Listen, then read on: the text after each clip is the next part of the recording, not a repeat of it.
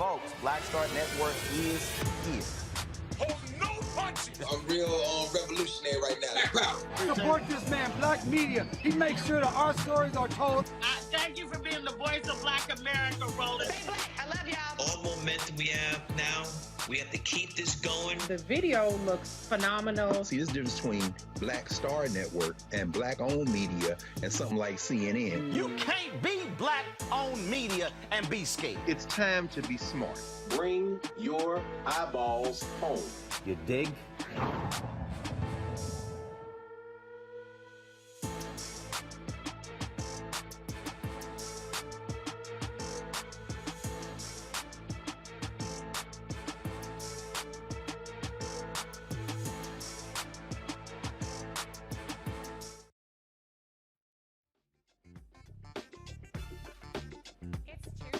February 15, 2022.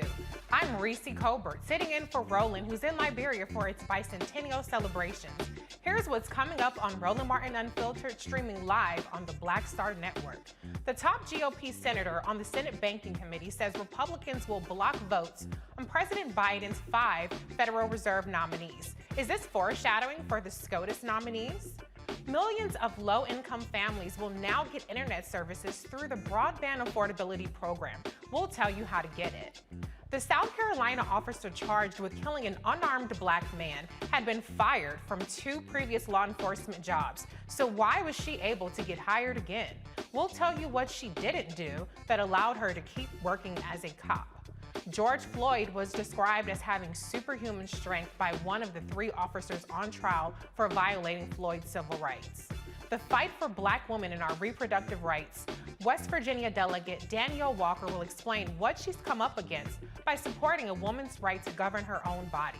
Plus, there are 6 black women across the U.S. vying to be their state's next governor. Tonight, you'll meet Deidre DeGier, Iowa's gubernatorial candidate. And in our Marketplace segment, it's a one-stop shop for black businesses. We'll have the founder of the Black Business Focus Group who wanted to keep black dollars flowing to black companies.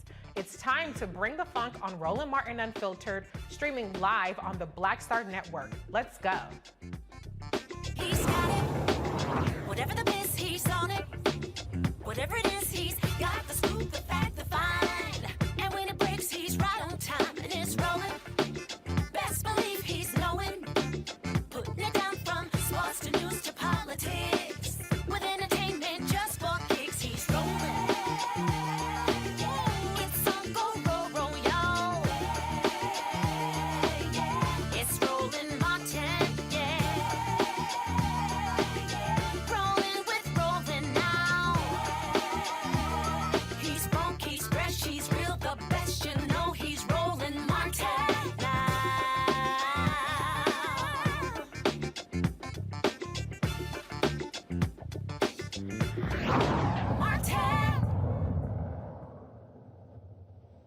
The Republicans are up to their shenanigans again. The GOP senators on the Senate Banking Committee plan to block the vote on President Biden's Federal Reserve nominees. Why? Well, ranking member of the Senate committee, Senator Pat Toomey, says his party will not participate because Democrats nominated Sarah Bloom Raskin to be the federal vice chair of supervision. They say Raskin's policy views are disqualifying. Toomey said Raskin did not answer questions about her previous employment and should not have been advanced to the Senate floor. Raskin was the Treasury Secretary in the Obama administration. Without at least one member of the minority party, the committee cannot conduct official business. On the nominee list is Dr. Lisa Cook, the economist who has been subjected to racist and sexist attacks. Let's go to the panel. Joining us tonight are Mustafa Santiago Ali, PhD, former senior advisor for environmental environmental justice, EPA, and Teresa Lundy, founder of TML Communications. Hey y'all, how y'all doing tonight? Good, Reese, how are you? Good, so good to be with you. So let's get right to it. This blockage is once again the Republicans trying to throw their weight around and carte blanche block nominees that are well qualified and try to exert their ideological agenda on the Biden administration. Teresa, let's start with you. One of the people that is part of the slate of nominees being held up is Dr. Lisa Cook, and there's also another black nominee, Dr. Philip Jefferson, who was also being held up. Do you suspect that Sarah Bloom Raskin is a pretext for holding up these other historic nominees, or do you think that there's really an ideological battle going on with Sarah Bloom Raskin's nomination? I think this is has been a longstanding history when it comes to African Americans getting into one of the highest positions.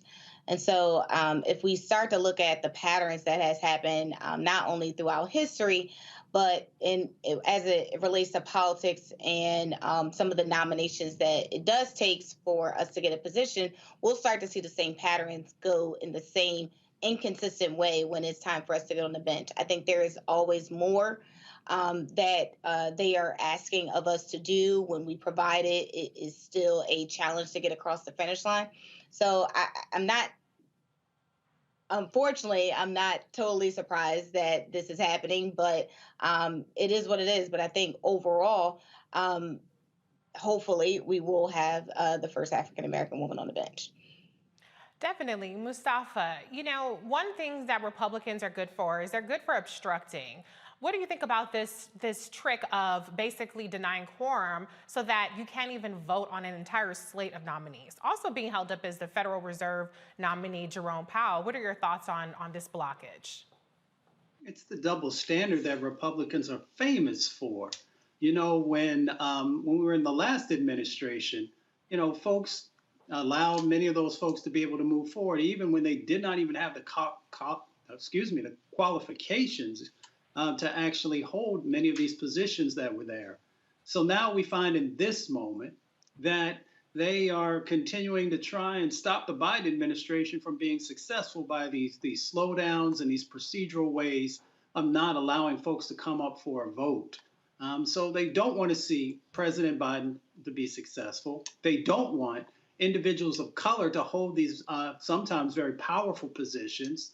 And they don't also want to see the economy to be able to move forward, because they understand that if they can damage that and if they can create chaos, then it's less likely that folks will vote for the Biden administration. So it is all part of a very calculated game that they are playing out. Mustafa, that is such an excellent point. And Teresa, picking up on that, you know, Republicans have made much ado about the inflation rate that has happened. And there are many reasons. We broke it down on Roland Martin Unfiltered plenty of times. But what do you think about the way that they are essentially obstructing a key measure or a key method of getting inflation under control, which is by using the Fed and disrupting the leadership of that? Do you think this is hypocritical for them to be attacking the administration over inflation while blocking their ability to adequately address it?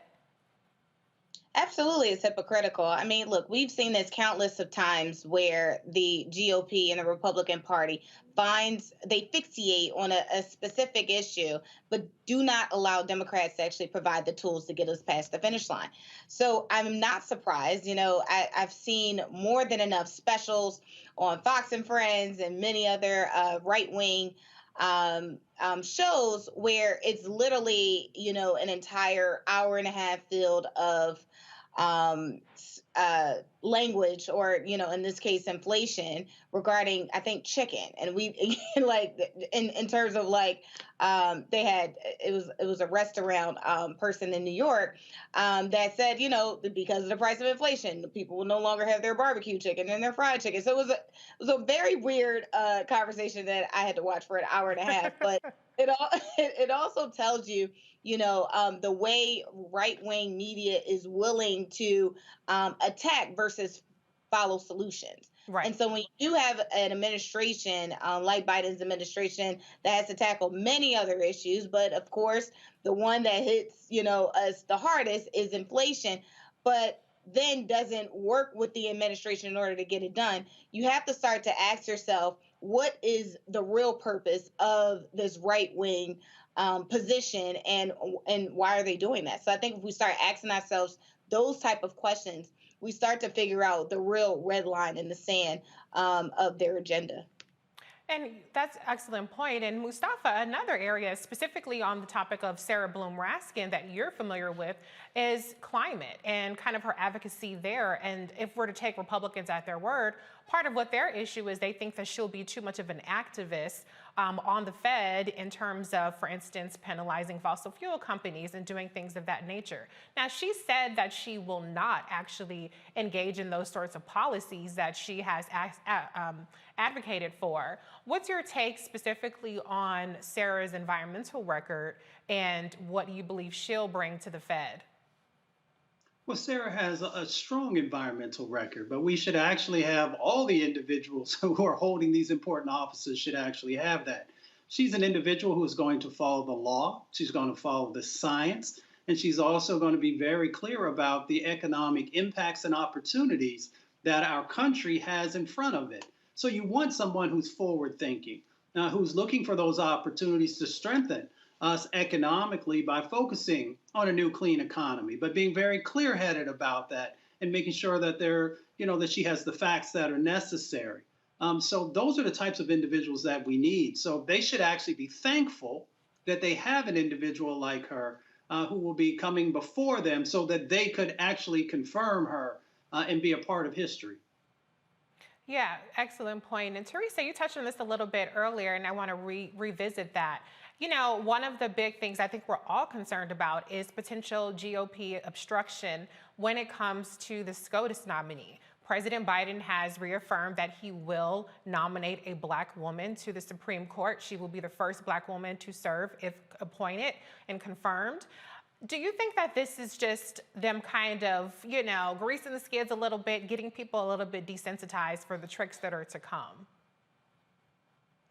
You know what? You just never know what the real strategy here is. And I think that's, part of the political process, really, is, you just always have to be prepared for what's next.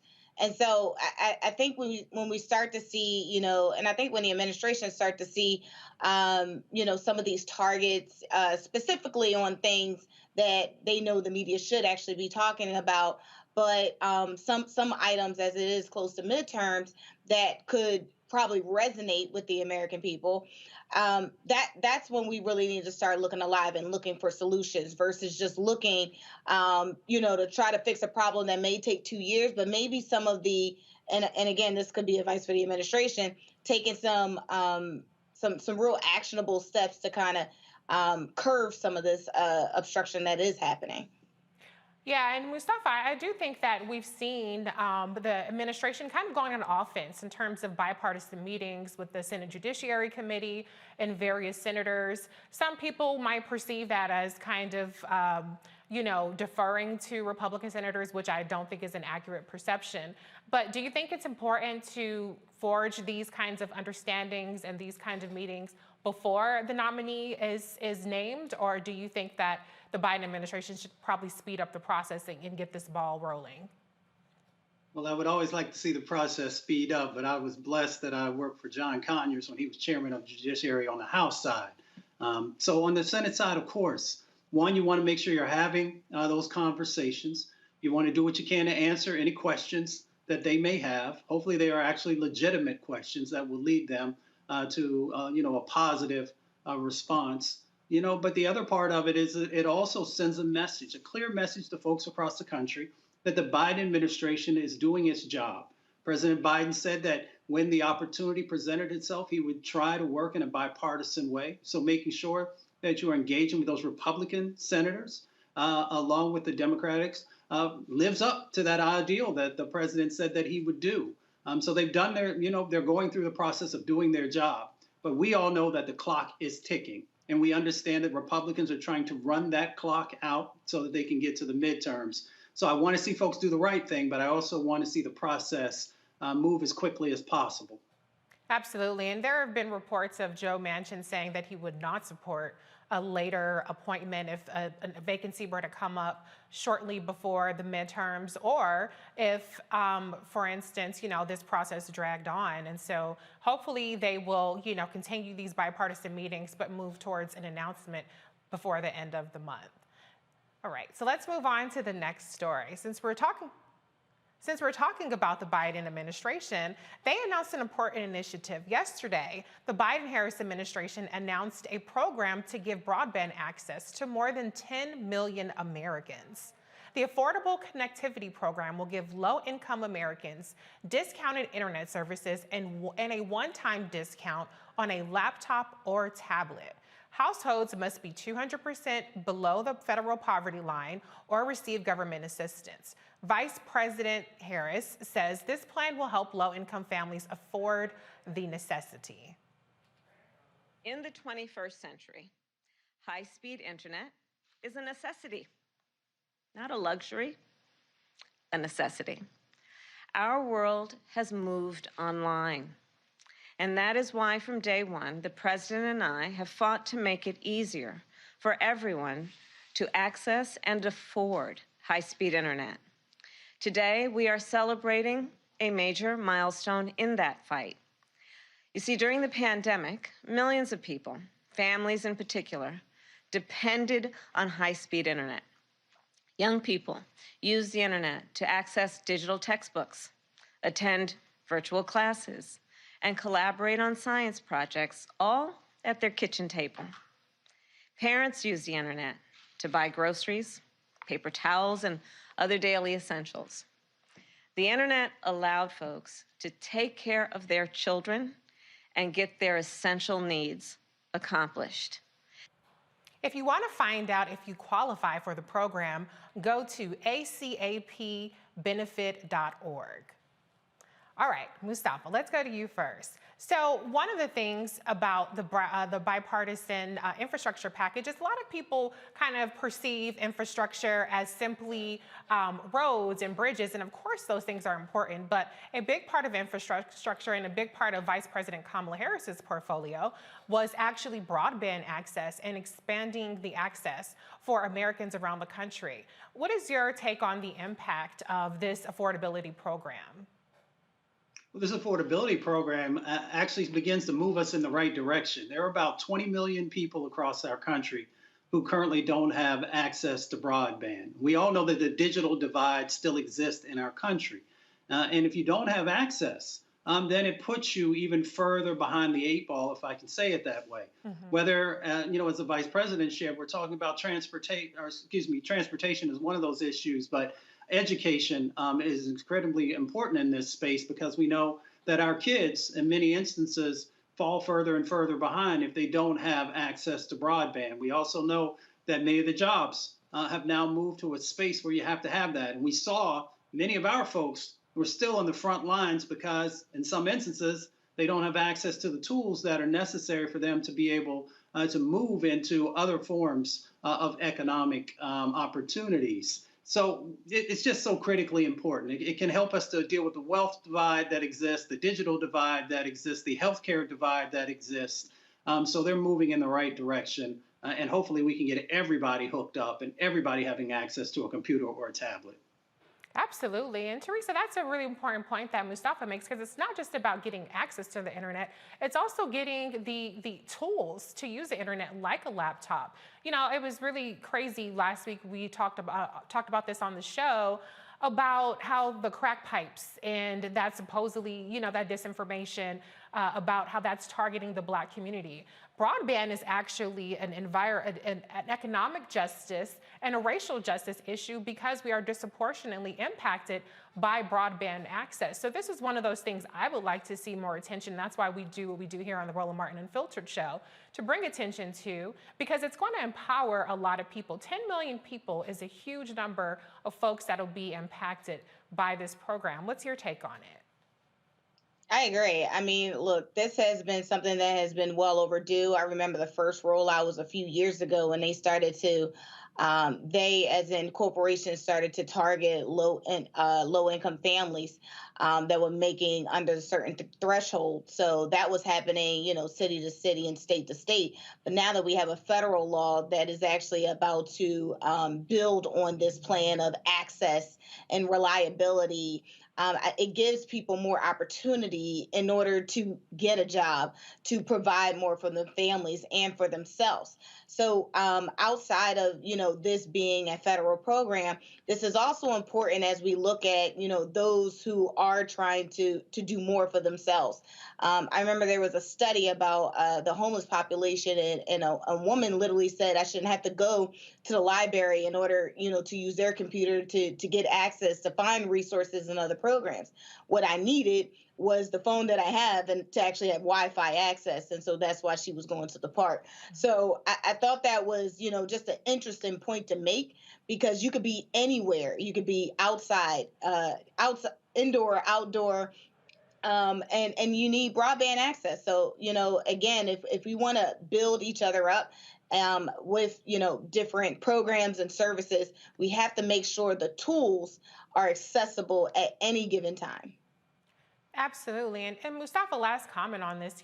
One of the things that is important going into the midterms is showing tangible byproducts of legislation that's passed. It's great that there are going to be infrastructure projects that are long term, but people want to see results right now. How important do you think messaging will be in terms of showing, hey, this is a promise that was made and it was a promise that was kept, and ensuring that people actually get enrolled in this program? Well, it's critically important to be able to show the results, to make sure that people see themselves reflected, to be able to call out, examples across our country of everyday folks who are being able to take opportunity from this and actually then utilize it in ways that help to improve their lives. It's interesting. We often don't think about broadband in relationship to voting, but in this COVID pandemic that we went through, if you needed to get your driver's license, you had to be able, in many instances and lots of locations, to be able to go online and fill out the forms. But if you don't have access to broadband, that might be a bit more difficult. When we look at, the amazing sets of opportunities around the infrastructure bill, and hopefully whatever the components of the Build Back Better will be, you also got to be able to go online in many instances to fill out, the paperwork that's there. So, we got to make sure that folks have these opportunities, and then we've got to make sure that the communication and the marketing actually make sure that folks understand how valuable this has been and how it's actually changing people's lives, helping to improve their health, if we're talking about, on the medical side of the equation, or helping people to build wealth on some of these other economic opportunities. Absolutely. And I said last comment, but I'm going to bring in Demario Solomon-Simmons, civil rights attorney and founder of Justice for Greenwood, so he can have the last comment. Demario, your reaction to the importance of this affordability for broadband program. Thank you so much, Reese. Good to see you, and good to see all my peeps here on Tuesday. Listen, this is something that's a big issue that I actually was just dealing with this earlier today, because my law firm is basically completely remote, virtual. And so when we send all our clients to sign things, we had a client today, her phone was not working. She didn't have internet at home. And so now we have to figure out getting somebody out to her home to actually get something signed. So it's really a detriment to not have these services that many of us, particularly those who are listening right now, Roland Martin Unfiltered, we have these services. We have this at our home. We have this at our businesses. And it's vitally important that our people have access to broadband internet. How can you do anything without internet in today's world? You cannot, period. Absolutely, absolutely. So if you're out there, spread the word about this program, see if you're eligible for it. Because, hey, saving money is a good thing, okay? We don't all have to be sitting up here spending top dollar on this expensive broadband. All right, y'all, we're going to head to a break. This is Roland Martin Unfiltered on the Black Star Network. We'll be right back.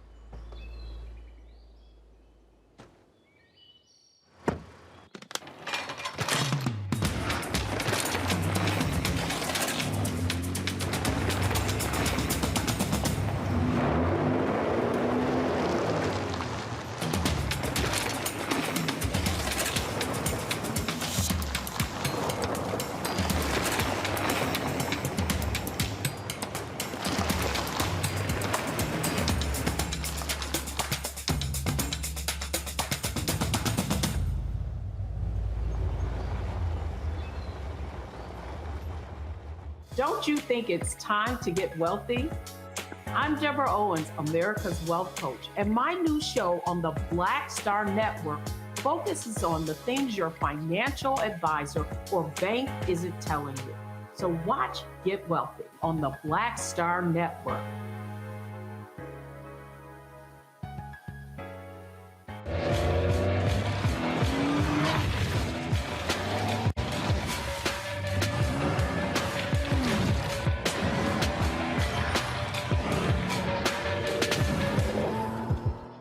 Pull up a chair, take your seat.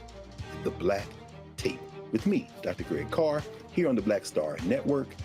Every week, we'll take a deeper dive into the world we're living in. Join the conversation only on the Black Star Network.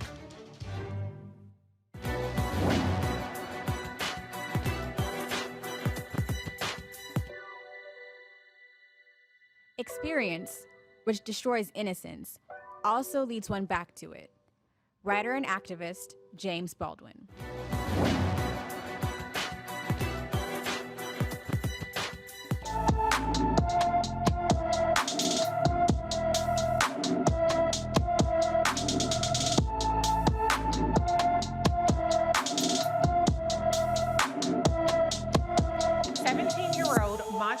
Hurley hasn't been seen since August 21st, 2021.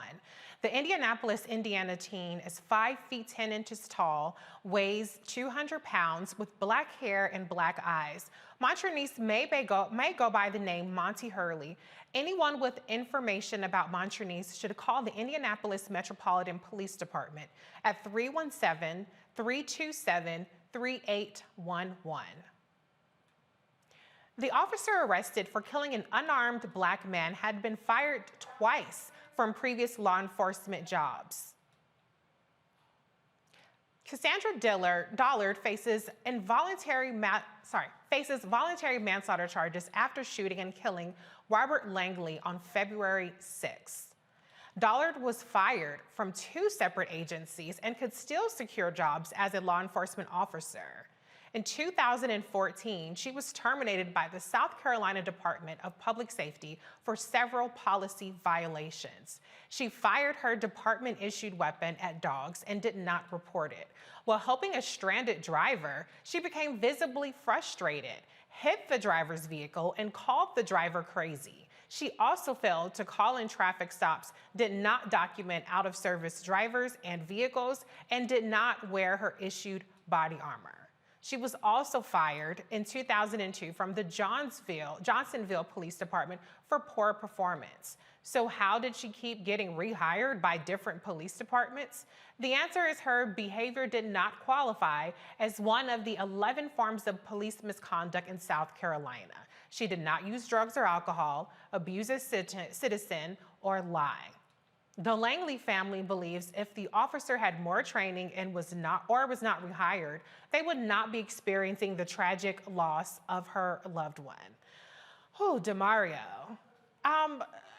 What the hell? How did this lady continue to keep getting hired and hired? The standards should certainly rise beyond just simply misconduct. And how about competence being a standard for being hired? What's your take on this story?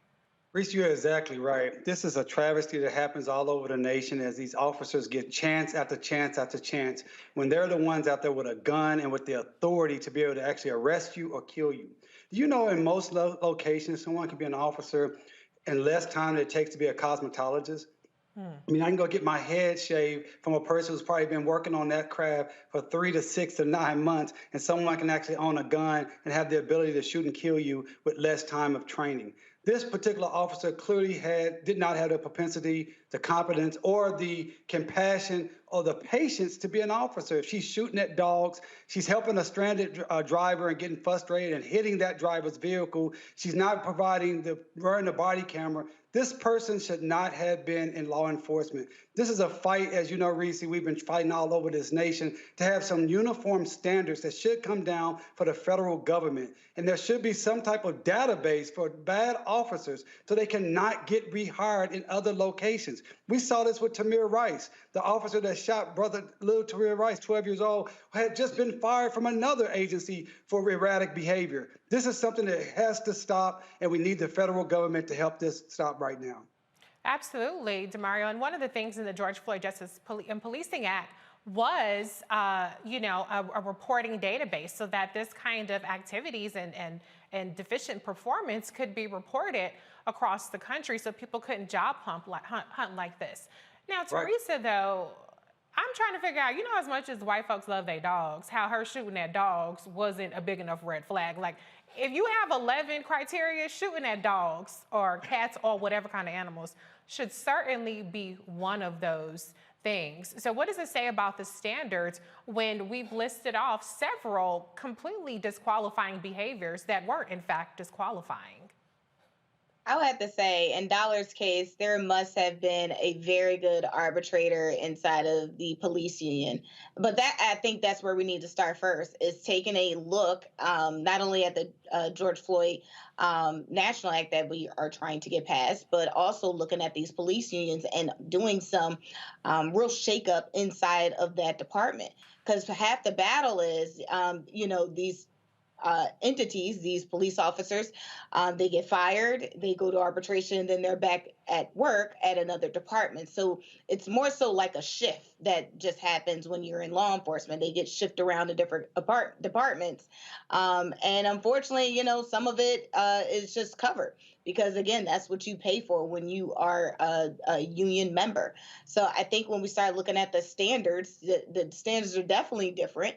I think there were some items that was actually listed on her jacket that I'm not sure if it rose to the level of that she needed to be dismissed, but there were some other items that's a bit questionable that I think if we had that national registry, this police officer would not have her badge and her gun for her to continuously do the same thing. But when officers feel like they are protected and that their unions are protecting them and the arbitration system doesn't really provide any real justice for some of their issues, then this is what we have. You're absolutely right. Police unions are shielding a lot of police officers from misconduct and probably responsible for the kind of extreme metrics that are, the guidelines that say something is misconduct. Mustafa, though, the tragic part here is that a man is dead. A person who has family and loved ones is dead. And I tried searching high and low to find out the details. They still haven't released the details. It's great that she's been charged swiftly, but what happened? I mean, from what I understand, Robert Langley ran a stop sign allegedly, and that led to a police chase, which he crashed, but then he ends up shot dead. What in the hell is going on? We have a broken system, and the broken system, starts with people, looking the other way. So someone looked the other way, when it, in relationship to this sister getting hired time and time again, even though, to folks with common sense, that should not have happened. And then we also know folks continue to look the other way, and they continue to slow walk stuff when it comes to these cases where we have officers who continue to take our lives. So it comes back to the broken system, and that's the reason so many of us have worked to get the right pieces of federal legislation in place to push, these local governments and county governments and even states to begin to make the changes that are necessary so that we know that our lives are honored and valued and that won't be taken prematurely. But the work continues because, once again, we see these pieces that are not coming together. And that's the reason that when we look at this case, it just doesn't make sense for the information to not be out there in front of folks, even though I'm sure those, whether it is the local folks who are trying not to get sued and all kinds of different dynamics that are going on. I'll let Demario, he's the expert in that space. Yeah, and Demario, I definitely want you to weigh in because what's definitely different about this case is that, you know, typically there has to be this big outcry, protest, just to get footage, just to get a charge. In this case, before we even know what happened, they have charged her for a voluntary manslaughter. We don't know because we don't have the details to know if that's even a sufficient charge. What do you think? Well, number one, I can name two things are different. Number one, it didn't take that much of an outcry and you know, how we have this just graphic video that has to come out before people start to care about these things. But number two, she's a Black woman, right? And so it's a lot easier for them to throw a Black woman, not saying she doesn't completely 100% deserve it, you know, under the bus and say, all right, we're gonna charge you, we're gonna charge you quickly. What do you think is really at play here? Yeah, you bring out, and you and Mustafa bring out a couple of really points that I was thinking about. It's always much easier to charge somebody Black. We saw that up in Minnesota when the Somalian American police officer shot the woman through the car, the lady from Australia. Mm-hmm. They charged him instantaneously. And honestly, that shooting may have been a bad shooting, but I was so surprised. But when I saw his name and his color, I said, oh, that makes sense. Yeah. So I definitely think that's part of the issue here. The interesting thing also about the video not being provided, but she's being charged, that tells me that video is horrendous. That tells me that the police department and the DAs has looked at this and said, we got to get out in front of this, because once this video comes out, people are going to be angry, very, very angry. Obviously, we don't know that for sure because we haven't seen the video. But again, another example of something I was dealing with just here today. I have a family whose child was killed by the police, and we've been trying to get the video. And the police department, the location, the agency we're dealing with, they said, no, we're not going to give you the video. And so that leaves us with an opportunity to either go public in a big way or file some type of a lawsuit. But then you got to think about the family, because as we talk about these things, and Reese, you stated, this man is dead. This family is grieving. So sometimes these families, they don't want something to be so big in public. They didn't ask for this. You know, they're just trying to understand and process that my loved one, my father, my mother, my brother, my sister, my child went to the store, went through a stop sign, and now they're dead. So to have to deal with everything that comes with trying to get justice is really an added layer of trauma. So I'm so glad that you centered the family and the victim here, because we need to be praying for these families. I work with these families each and every day. It's very, very difficult. And there is no such thing as justice really for someone who's been killed. Absolutely. We cover these stories so frequently. It just seems like a way of life that Black folks have had to endure in this country when it comes to the way that we're over-policed. Teresa, though, one thing we do know, and as DeMario mentioned, is that we've seen it time and time again where the family, first and foremost, just wants to know what happened. And they're often lied to. Like, for instance, in the case of Ahmaud Arbery, his mother was told, you know, that he was trying to steal stuff, and she was given the runaround. And we've seen time and time again where the family is kept in the dark, and they're not able to even process what's happened because they're being re-traumatized by being lied to or kept in the dark. What do you think, you know, needs to be done in terms of the transparency around what happened to Robert Langley for his family's sake? Well, transparency should always be at the forefront of every decision when it comes to police misconduct and the suffering that families have to go through. So that's first and foremost. But as it relates to what should be done and the process therein, again, it takes these laws. It takes those who are representing us in an elected office from the local to the federal level, that these do whatever they need to do, whatever deal that needs to get cut in order for this to take place. But I also think that it is incumbent of the people when we say, you know, defund the police. We're not saying just remove the funding. Well, I'm not saying that. I'm not saying remove the funding from them, because someone needs to protect these streets. But we also need to be very transparent on the process of protecting our people in these communities, to make sure that the police officers have what they need, but we also have the protections that we need, and that we get back to the oath, which is to protect and to serve, not to kill when it's convenient and then cover it up. So I think there are a whole lot of instances that we as a public, tax-paying citizens, can actually be a part of the process. And I think local cities have been doing this.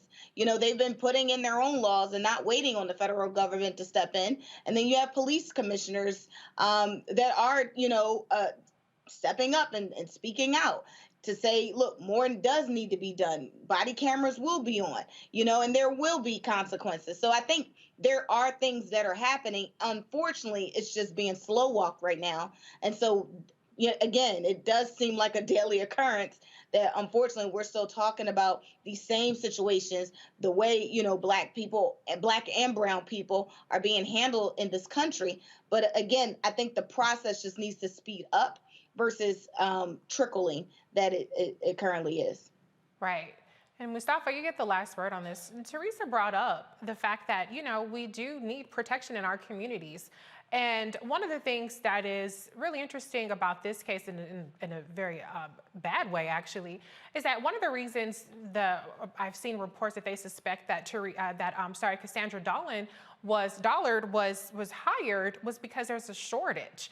And now that she's been fired, rightfully so, there are only 2 officers in that area. And so, unfortunately, we do have a situation throughout the country where, there's high attrition among police officers, there's high overtime, there's burnout, there's a number of things that are hindering the ability to get the best on the force. If the best, I understand, I'm talking about cops here, so, give me some slack. But the point, Mustafa, that I'm making is, the solution has to also go into the recruiting process and getting people who are community-minded and human-minded into the force so that we don't have to take people who shoot at dogs, people who shoot at humans, and just feel like they're above the rules. Well, we can't have fast food policing. And what I mean by that is that, from the beginning of the system, until an unfortunate, situation like this plays out, we want to move too fast through it, instead of actually raising our sets of expectations. We often make, our minimum, our maximum. We've heard people say that before. So you now have police chiefs and others who are saying, well, I can't find, X, Y, and Z, so I'm willing to, sort of lower my set of expectations of what a good officer actually is, from training all the way through the way that they, conduct themselves. So I think we got to be really careful in this moment. I get shortages that people talk about, but at the same time, we're talking about individuals who hold life and death in their hands each and every day with the interactions that they do. And we have to always have excellence in policing. I come from a family that has, Black law enforcement executives as well as patrolmen. And I know how they conduct themselves. But, sometimes we get moving so fast that we'll just accept anybody, into the process. And we get these types of results when we're not focused on excellence, both in the system and the individuals who are in the system. Absolutely. I mean, as you said, this is life or death here. And so red flags lead to avoidable situations like the tragic death or murder or manslaughter, as she's been charged, of Robert Langley. All right, let's talk about HBCUs. Several HBCUs were on the receiving end of yet another onslaught of bomb threats. Monday, Howard and Fisk universities issued shelter-in-place orders as law enforcement investigated bomb threats targeting the 2 historically Black universities. Over a dozen historically Black colleges and universities have received bomb threats since Black History Month began. We ain't that far into it either, including Howard, who has received 4 bomb threats this month alone. Both universities have since been cleared and classes resumed. Demario, this is, in my view, terrorism, because this is, we're not in the Jim Crow era. We're not in the 60s where people are physically screaming and hovering over Black kids or college students going to school, but they're doing it from their computers. And they seem to be doing it without any ability to stop them. What's your take on just the urgency of addressing this issue and it being a civil rights issue? Yeah, I think having our young people terrorized like this is a civil rights issue. It's heartbreaking. And we're not in the Jim Crow era of our parents, or at least my parents, but we are definitely in a post-Reconstruction era where we have white supremacists and those who wish us harm and danger are trying to do anything that can maintain power.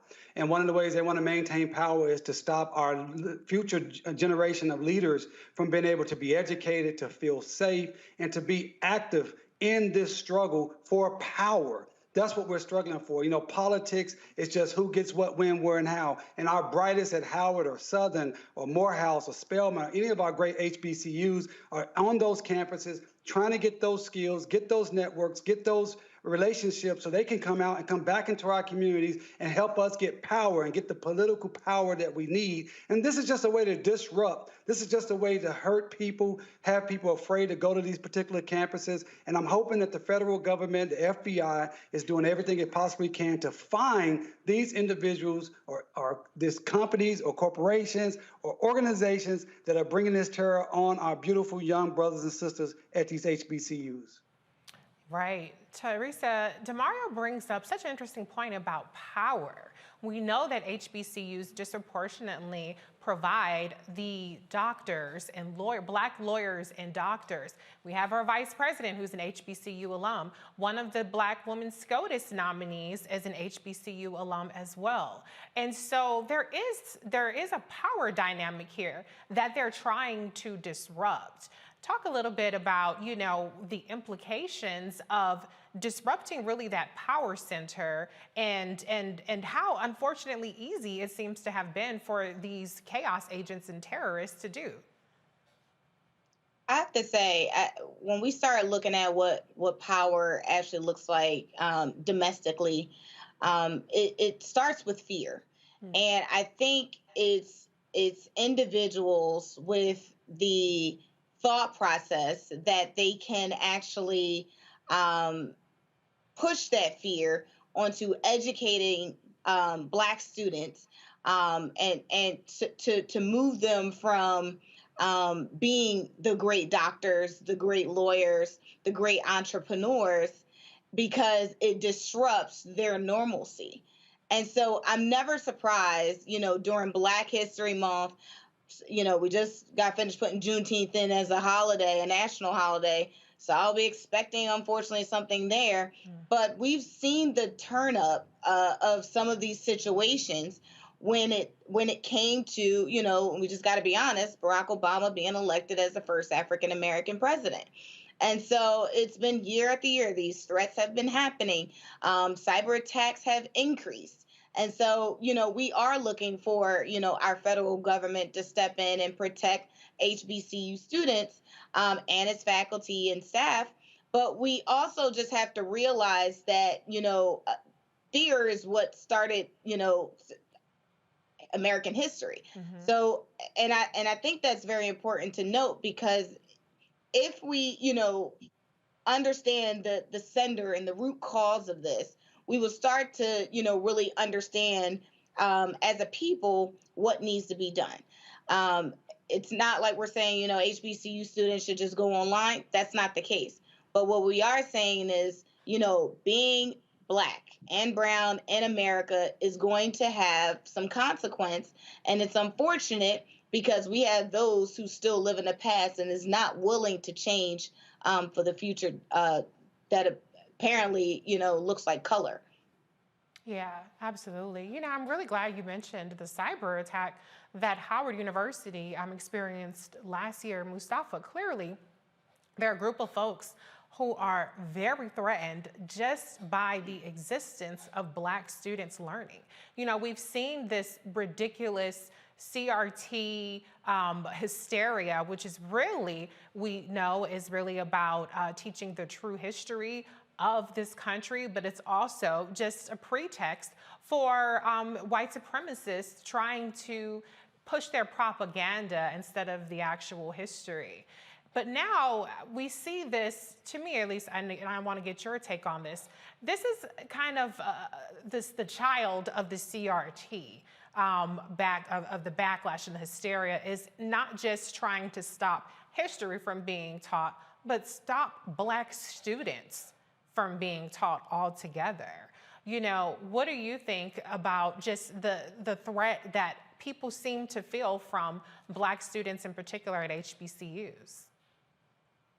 Well, you know, it is about Black excellence. It always has been, and folks finding ways and opportunities to begin to dismantle that, to deconstruct that. And that's what, you know, this violence, this trauma that folks continue to inflict on our communities and on our institutions is about. So we should be very clear about that. We have huge amounts of mental stressors that are currently going on in our lives, you know, because of the pandemic, because of dealing with systemic racism, because of a number of other factors. So when folks can begin to utilize these cyber tools, then they can begin to continue to sort of chip away at Black excellence, or at least they think they can. Now, we know that we are a resilient people, but at the same time, you know, you can only carry so much for so long before some folks end up breaking. So we should make sure that we understand these dynamics. You know, sometimes we think folks just do things, that there's a lot of thought that's behind many individuals who do nefarious types of actions.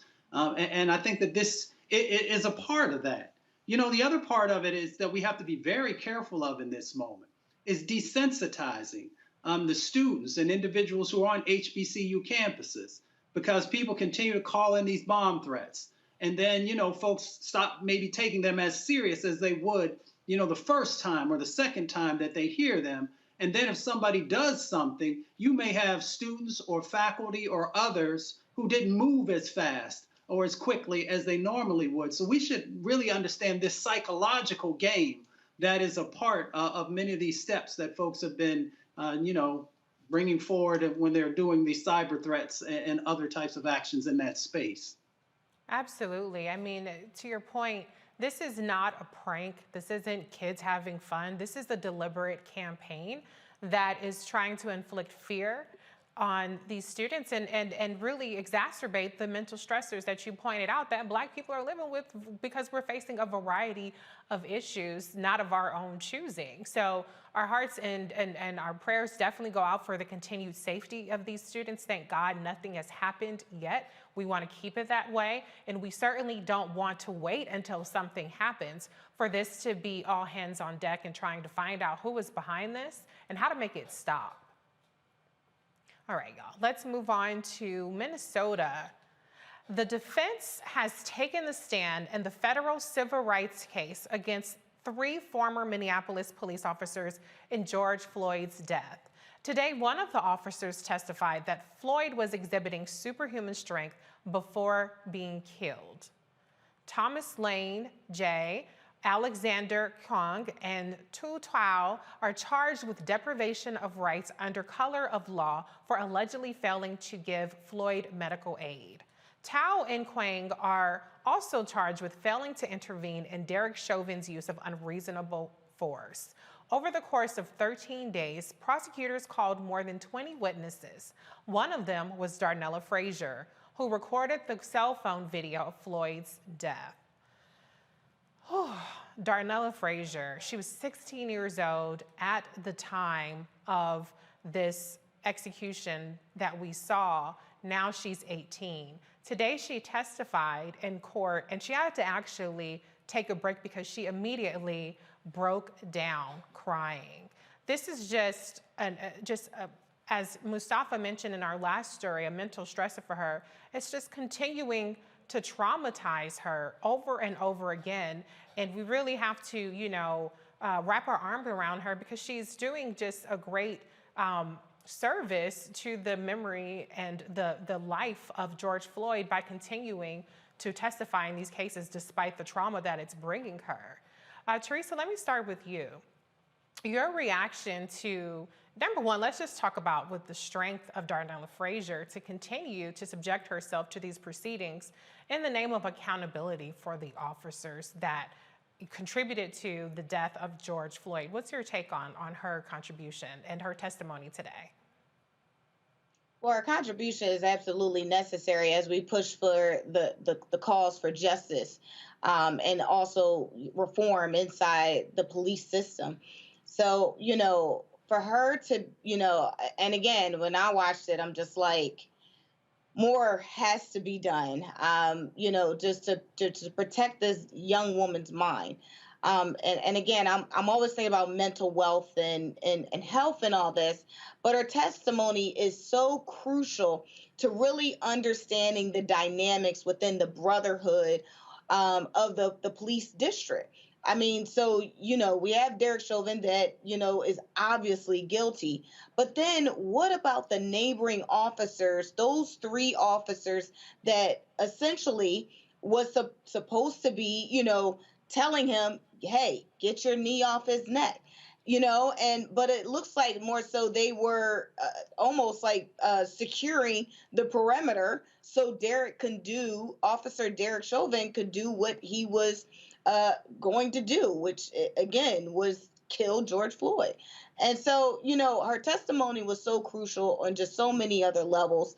One is the constitutional rights of each of us, but 2, also just the understanding that that I'm sorry, I'm just getting a little emotional here, but just understanding that this particular moment not only just kind of set the precedent on the rest of the testimony that was going to happen on the stand, but because that's part of the reason why I believe she was also restricted from speaking in the beginning. But this portion, I think, would actually do more when it comes to reforming some of the issues with police officers. Absolutely. Her testimony was really critical in establishing, for instance, that George Floyd was not resisting. So any notion of superhuman strength, what the hell does that got to do with anything? He's sitting up there saying he can't breathe. That doesn't sound superhuman to me. DeMario, you have a lot of experience with these cases. One of the defenses that these officers are trying to put forward is that they were very new to the job and that they had training, and they even played a video of the training, which had just really ridiculous and violent imagery, clip from Any Given Sunday with Al Pacino saying, "Don't give an inch," and just all this really outlandish things that are part of the training, which obviously is unacceptable and inexcusable and is getting folks riled up. But that does not absolve them for their responsibility to act like a human being in that case. What's your take on the whole, I'm new to this job, I didn't know what I was doing defense that these officers are trying to put forward? Well, my almost 18 years of practicing law and having to go against police departments all across this nation on more times than I can imagine, I'm always a little tickled by all the excuses that they make. On one end, they want to be the great heroes. They want to be paid great. They want to be looked at as the heroes and the protectors of society. But on the other end, every time they violate someone's rights, it's always an excuse. It's always, oh, I was not trained enough, or the person has superhuman strength. I've seen them call people who were 5'8", 175 pounds, say, oh, he looked like he was 6'2" and 300 pounds. I mean, these men and women, they are taught, believe me what I'm telling you, I see this every day. They're taught how to say certain phrases to get out of accountability. They're taught to say, I fear for my life. They're taught to say superhuman strength. They're taught to say things like he was not complying. They're taught how to actually write their actual police reports in a way that is fraudulent to a point that you can take each police report, take 20 of them, and they almost will say they're verbatim. This is what we're seeing in policing. My brother Mustafa says a broken system. It's been a broken system. It's been a broken system from the first time that they started having white people as slave patrol. That is what the policing has come out of. It is something that needs complete re-overhaul. We talked about the language of defund the police. I understand that people have problems with that language. I get it. But what people are talking about is having resources being allocated appropriately to different agencies. No one is saying take all police off the street. No one is asking for that. My mama doesn't want that. But all the money shouldn't go to the police department. It should go to education. It should go to mental health training. It should go to other preventative measures so you don't need police. But here's the thing.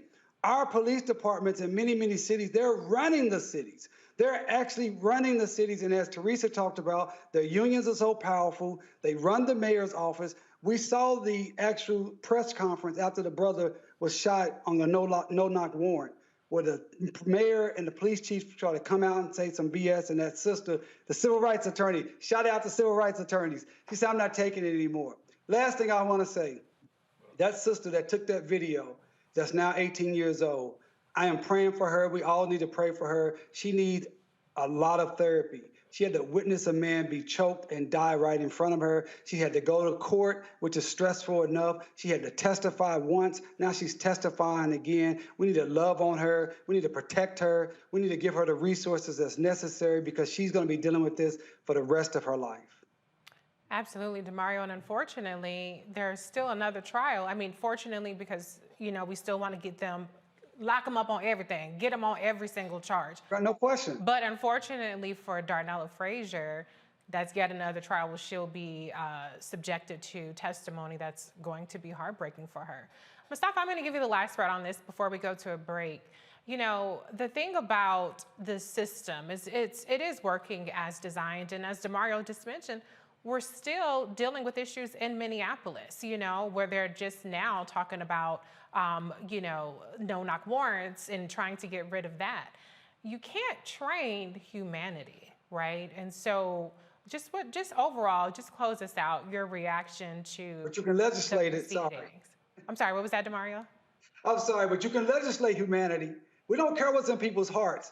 But they need to have accountability. I'm sorry, Mustafa, to jump in, but they must have accountability, swift, consistent accountability. That's what we care about. Absolutely. Mustafa, your final reaction? Dr. King said, I can't legislate to make you love me, but I can legislate to stop you from lynching me.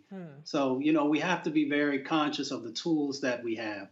We also just have to understand that there is unfortunately still a number of actions to dehumanize us, so that these types of egregious behaviors are not evaluated the same way they are if they happened to other groups or wealthier communities. So we just have to make sure that we're very clear that these types of dynamics are going on. We have to continue to do everything we can to change that. And then we also just got to build more accountability into the system. We're never going to get rid of the system, but there has to be much more accountability. And that's why we continue to talk about folks voting and understanding the power that's inside of your vote, so we can make sure that whether it's the district attorneys or it is the sheriffs or a number of these other elected positions that are a part of law enforcement, that we begin to get folks who actually care about our humanity and our communities.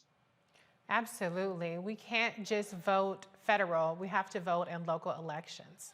All right, y'all, we have a lot more coming up. Roland Martin Unfiltered will be right back after this break. You're watching the Black Star Network.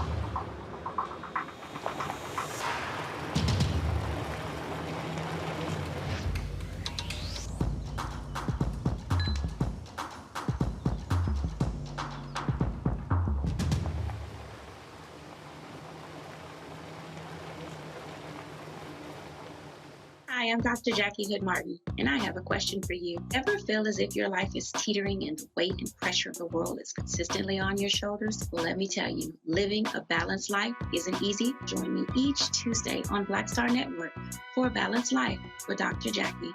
We'll laugh together, cry together, pull ourselves together, and cheer each other on. So join me for new shows each Tuesday on Black Star Network, A Balanced Life with Dr. Jackie.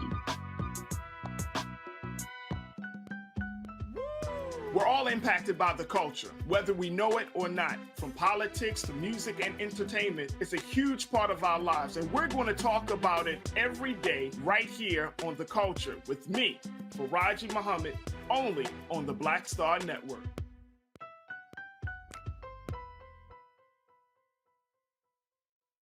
Oh, from Blackish. Hey everybody, this is your man Fred Hammond, and you're watching Roland Martin, my man, Unfiltered.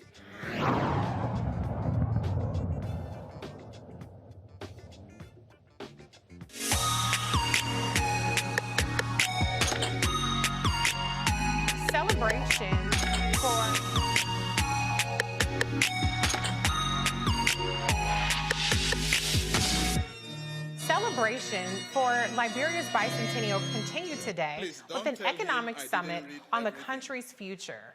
Several speakers talked about their vision for the country and how working together will ensure a better future for their children. You can watch the entire summit on the Black Star Network as well as the bicentennial events. Roland and the Liberian RMU crew will be covering all of the festivities. Roland Martin Unfiltered will be right back right here on the Black Star Network.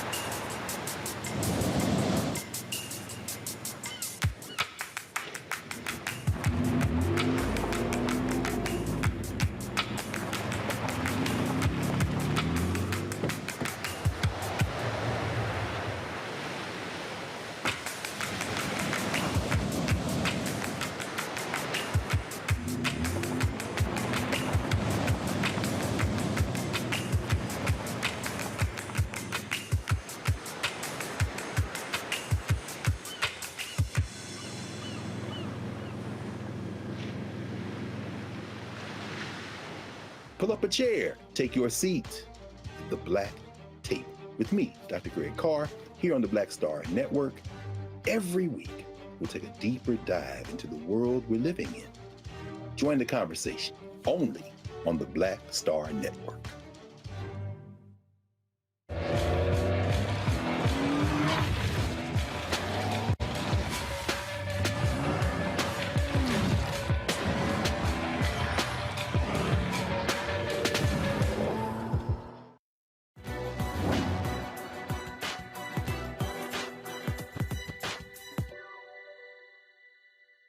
Equality is the heart and essence of democracy, freedom, and justice. Labor leader A. Philip Randolph.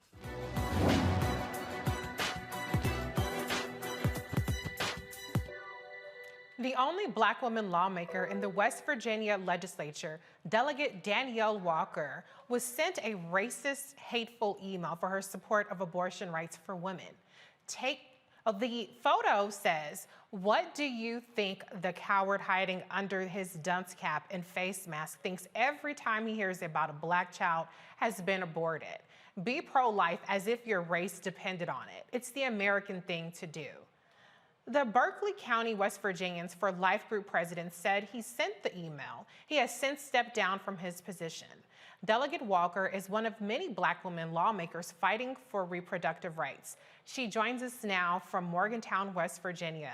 Welcome, Delegate Walker. Thank you for being here tonight.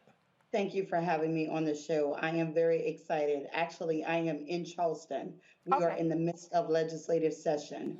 And these abortion bills are coming at us from across the United States. And it could be more dire than right now. Right. So please tell us about what's happening. The legislature is voting on a 15-week abortion ban. Talk a little bit about that. We actually voted on that ban today. It is disgusting. This is a decision between a patient and a physician. We tried an amendment that was going to help people who had been raped or sexually assaulted. It was voted down on party lines. And this is what we are seeing across the United States. We see it in Texas, we see it in Mississippi, we see it in Florida, but this is disgusting, West Virginia. Yeah, and to be clear, this is not, the 15-week deadline is not a science-based deadline, right? It's just an arbitrary date that they've put out there to be restrictive and really just exert control over women's bodies. Now let's talk a little bit about this email. So from what I understand, you alone were sent this email, despite the fact that you're one of several lawmakers who've been fighting for reproductive rights. Tell us a little bit about that. You are correct. I received this email on February 1st, the first day of Black History Month. And I don't think that that's a coincidence. Right. Myself and another colleague, Delegate Evan Hansen, introduced legislation to repeal all the abortion bans in the state of West Virginia. Okay. I don't understand why I was the only one targeted, but I do understand why I was the only one targeted. Right. Delegate Hansen is Jewish, and how insensitive to send this as intimidation to the only Black woman serving in both the House and the Senate and the West Virginia legislature. Absolutely. And as we discussed earlier, as I mentioned earlier, the chapter person who sent this has stepped down, but I read his response and it sounds like gaslighting, you know, trying to say that he didn't realize or he didn't think that it was a racial thing. I mean, it was a KKK hood. You can call it a dunce cap, but we all know what doggone KKK hood looks like. What is your reaction to, you know, him not taking accountability for the racist nature of that message? Well, we are making him take accountability, and we're making that group take accountability as I filed a lawsuit. Oh, tell us about that. Against West Virginians for Life and for the individual who sent that email. The time is right now that we take a stand and that we use our voice, and this will not be tolerated. We will call out those things and we will have a call in at the same time. So that's for each and every one of you at home. I need you to be educated voters. I need you to be part of the legislative system, not just when it affects you personally, but when it affects everyone with the uterus, every patient. This is healthcare. 1 in 4 persons will have this healthcare. Abortion is healthcare. And until we break down those stigmas and those barriers, sometimes abortion is only in name because of all the barriers. Right, absolutely. You know, you mentioned people being civically engaged and involved. You're obviously in the minority, and you have, you know, a big burden to carry as being the sole Black woman in the legislature. Tell us about how important it is for everybody to be involved, you know, and to not just check out of the process because the numbers may not favor their particular cause. You keep going despite the fact that the numbers aren't always in your side. So tell us a little bit about the importance of being engaged and not giving up. There's 2 things that I've always said.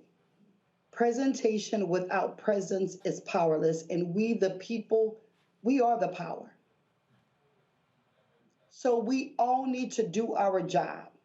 You do the job when you go to the voting booth. But how do you make those folks accountable? Are you making sure that they are living to what they told you that they were going to do when they were on their campaign trail, when they were knocking doors, when they were kissing your babies, or making false promises? Accountability starts with the voter.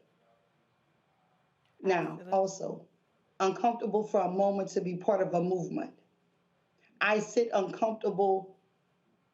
Now I'm in my 2nd term, going for my 3rd, and I don't mind it because the movement is change.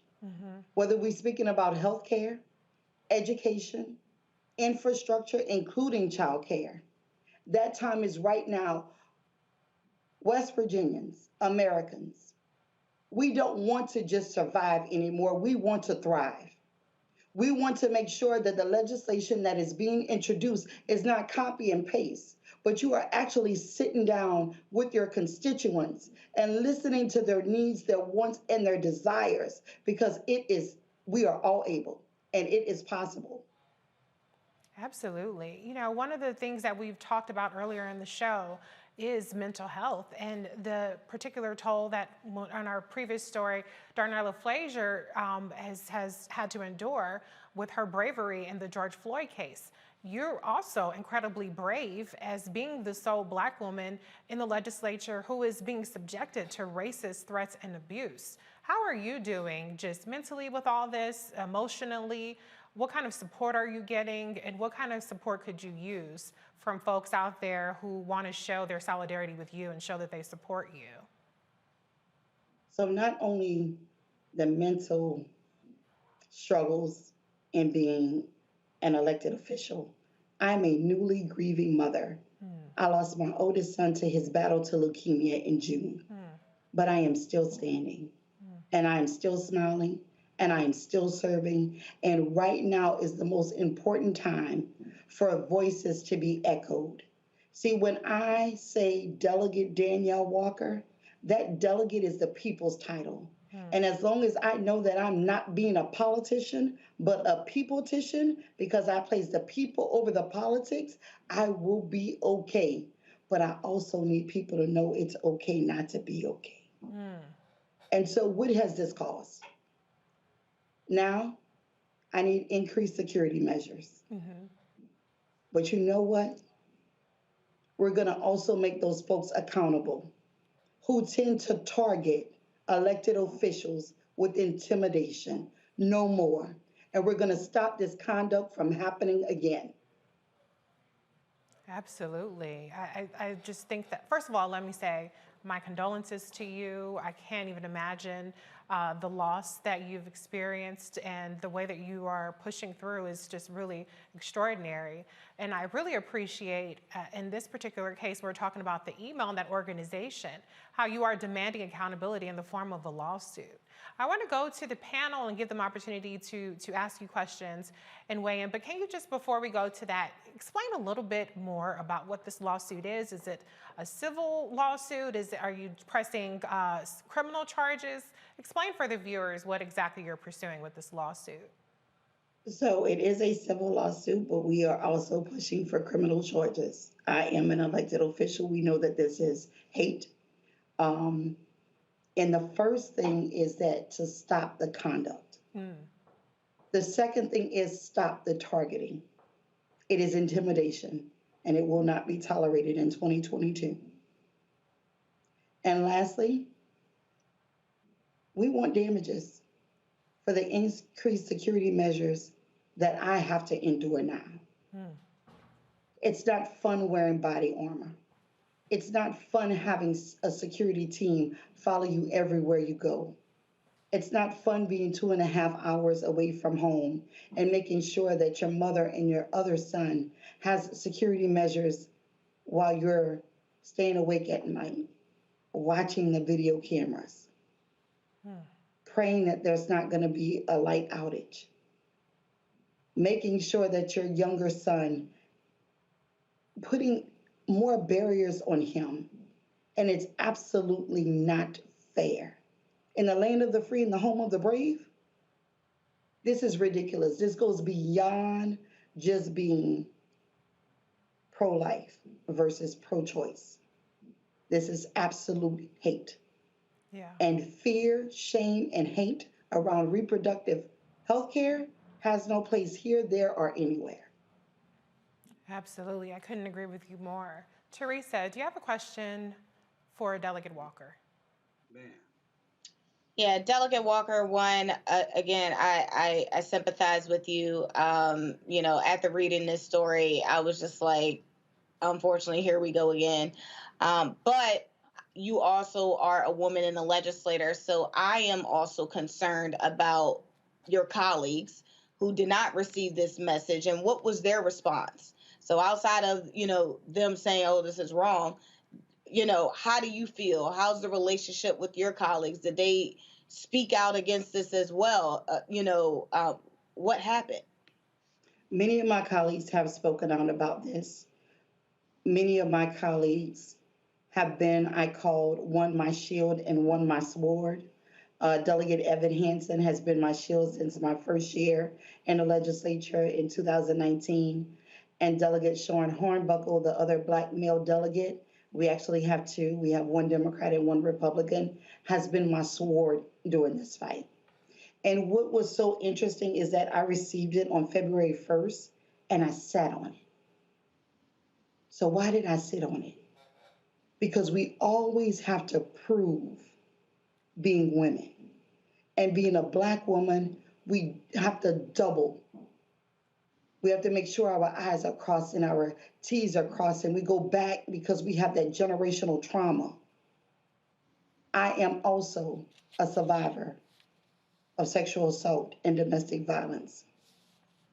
This right here, using my voice, I will not play victim. We will survive this by being very vocal and calling those things out and making folks accountable. This is about accountability. We scream choice all the time. Well, just like you have the choice to become a parent or not, you should also respect the choice when someone doesn't. Powerful words, Delegate Walker. Thank you so much for being here with us, sharing your story. How can people keep in contact with you, support your efforts, follow you on social media? Drop your details so that folks can get behind Yes, you. so we are on Facebook. I have Delegate Danielle Walker for House. We are on Twitter, Danny for WV. We are on Instagram, Danny for WV. The website, DanielleWalkerWV.com. Please keep following. I am not the only one, but we need to make sure that we continue to shed light on this. Thank you, Delegate Abortions Walker. can be sexist and racist, and I will not tolerate it. Thank you so much for your service, and we will absolutely, and your leadership, more importantly, and we will stand beside you and do what we can to support you and keep us apprised of what's going on with your lawsuit. Thank you. Thank you. Okay, moving on to our next story. U.S. sprinter Sha'Carri Richardson is calling out Olympic and anti-doping officials after Russian skater Kamila Valieva, I don't know if I said that right, was allowed to compete despite testing positive for a banned drug. In a series of tweets, the sprinter shared some valid points surrounding the decision to allow Valieva to compete. Can we get a solid answer on the difference of her situation and mine's? My mother died and I can't run and was also favored to place top 3. The only difference I see is I'm a Black young lady. Richardson won the 100-meter race at the U.S. Olympic trials early last summer. Still, after it was revealed that she had tested positive for THC, the intoxicant in marijuana, she was denied a chance to compete at the Tokyo Olympics.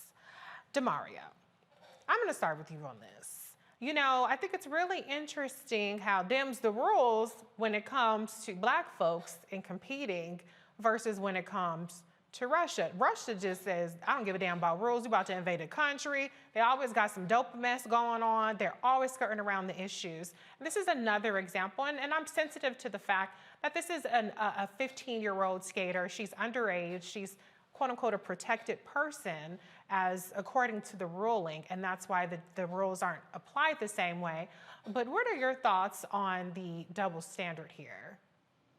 Well, it's a double standard. We just heard from that fantastic, powerful delegate. You know, being a Black woman is the hardest job in America. It's the hardest job in the world. No question about it. And we're seeing another example of this. Regardless of what you call it, it's just racial discrimination, it's anti-Black behavior. You have a Black young lady, Sha'Carri Richardson, who was kicked out of the Olympics for testing positive for marijuana. Okay, fine. If that's the rule, I don't think that was really what should have happened, but if that's the rule, that's the rule. Now you have a white young lady who has tested positive for some type of banned substance, and she's allowed to compete. That is racism. That is discrimination. I'm not exactly sure what jurisdiction the IOC falls underneath, but if there can be a lawsuit filed for 1981, that's the case, a 1981 race discrimination case, This is the case. And she also stated in her tweet that there is not one black athlete that has a positive test that is allowed to compete. If that is true, this should be a class action lawsuit. It's like what the delegate just stated. It's time to stand up. This is not a time to retreat. This is a time to not to retreat, but to move forward. This is not a time to be quiet, but to speak. This is not a time to sit down, but to stand up. And that's what it's going to take. People like Sharia Richardson getting with lawyers from around this nation who are not afraid to take these cases, fight these cases, and win these cases. It's ridiculous. You know, I appreciate your passion on this, and I'm with you, DeMario, but you know, Mustafa, look, we know, I'm not reading the comments, I don't have it up, but I already know how we can be. We can be as hard on each other as the white folks are in terms of them's the rules, and she shouldn't have been breaking the rules, and we shouldn't be dying on the hill of a person who violated the rules. But there's a part of me that feels like, well, the rules are only the rules when they want them to be. And when they don't want them to be, then the rules all of a sudden change. They just never seem to change when it comes to showing grace to black athletes. This isn't just a Sha'Carri Richardson issue. We see that black athletes are disproportionately targeted. Look at how many times Serena Williams has been drug tested over and over and over and over again. You know, and then we've had other athletes like Caster Semenya who was targeted with testing about her gender. I mean, I could go on. And even a couple months back, there was slander about the great Florence Griffith Jr., you know, making this baseless accusation that she was doping. And so this is one of those things that it's always seems to be about penalizing or targeting black athletes. But then you have a Lance Armstrong, and then you have this Russian skater, and then all of a sudden we have grace. All of a sudden we're making provisions. What is your take on that? Well, all black athletes are asking for is equity and fairness in the process. I mean, I ran track all through college and a little bit afterwards. And, you know, I used to see, you know, the disparities that existed between the way black athletes and others, primarily white athletes, were treated in relationship to if they was a perceived violation or those different types of things. So folks are just asking for equity and justice. And let's be very clear here. You know, when Sha'Carri Richardson, her situation, you know, the substance that she had, and you mentioned it was THC, that is not a performance-enhancing drug. Now, the sister from Russia, she actually used a performance-enhancing drug. And then today, you know, her legal team came out and said, well, she probably, you know, accidentally got it because of her grandfather, because the particular chemical actually, you know, improves your heart's performance in the blood so that you can, you know, run faster, jump higher, those different types of things. So once again, we see these disparities that exist between someone who didn't use a performance-enhancing drug and someone who did, and then even being allowed to continue to compete. So folks are just asking for equity and justice. Absolutely. And Teresa, I'll give you the last word on this. Where do you come down on this situation when it comes to Sha'Carri and calling out this double standard? Do you think that she is within her rights to call it out, even though she did, in fact, break the rules? Or do you think she should probably just sit this one out? No, I think Sha'Carri was absolutely in her rights. I mean, look, we can't, you know, only ask for us to be treated fairly if we're not being treated fairly. Mm-hmm. So part of it is, you know, the excuses that has been coming up ever since Sha'Carri has put this out there was, you know, the young lady, Bolivia, probably her name, but the young Russian woman, they said she was a minor. And she's a protected person. So, you know, her rules are a bit different than adults. But, you know, to Mustafa's point, THC is a relaxing drug versus, you know, an actual performing drug, which apparently they knew in December of last year. And when Sha'Carri got in her situation, they knew within that week. And so endorsement deals and everything else went by the hem. So I think, you know, when we want to talk about justice, you know, we want to talk about equality and just across the board, not only for athletes, but just for us as a people. Sha'Carri was very clear. Because of the color of my skin, this is why I'm in this situation. And honestly, the facts show. It shows that this was one of the many reasons. One, it's just not the color of her skin, is because she was a high-performing athlete, and she would have likely taken home the gold. So again, if we can't have the rules only for one particular group of people, it has to be fair across the board. And I think, the U.S. absolutely needs to step up, not only for Sha'Carri, but for the many others that'll likely happen after her. Absolutely. Well, listen, I'm going to stick beside Sha'Carri. I stand with Sha'Carri. But in other better news, Olympic speed skater Erin Jackson made history this weekend in Beijing. Jackson became the first Black woman to win a speed skating medal at the Winter Olympics with her gold in the 500 meters. While Jackson doesn't look at herself as some trailblazer, she recognizes the moment's significance. The Olympic gold medalist says she hopes her victory will encourage other people of color to take up winter sports. Well, Demario, this is Black excellence, right? I mean, we can at least celebrate that. Everybody in the chat, everybody in the comments should be in agreement that we are Team Black excellence, Black history. We're all proud of Erin Jackson. Just one final comment before we go to the break.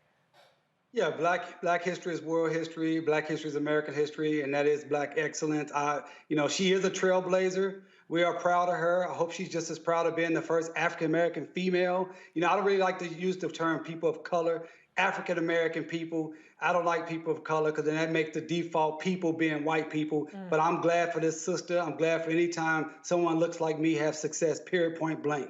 Point blank. We blacky, black, black, black. We don't have to do people of color when we're talking about a Black woman. Let's keep it 100. Let's keep it 100. Especially. This is a Roland Martin show. Exactly. Speaking of Roland Martin, you're watching Roland Martin Unfiltered on the Black Star Network. We'll be right back.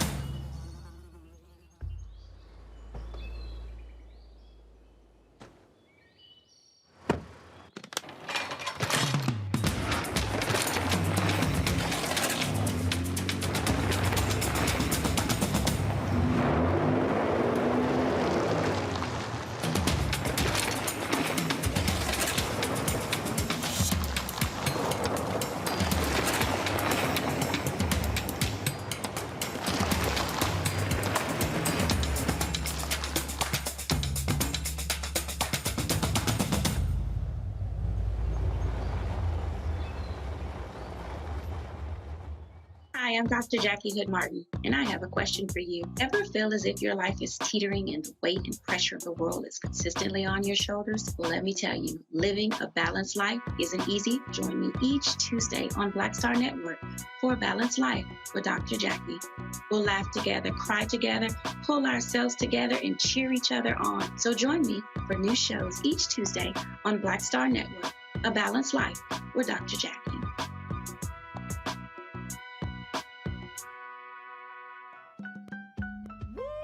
We're all impacted by the culture, whether we know it or not. From politics to music and entertainment, it's a huge part of our lives, and we're going to talk about it every day right here on The Culture with me, Faraji Muhammad, only on the Black Star Network. Hey, I'm Cupid, the maker of the Cupid Shuffle and the Wham Dance. What's going on? This is Tobias Trevelyan. And if you're ready, you are listening to and you are watching Roland Martin Unfiltered.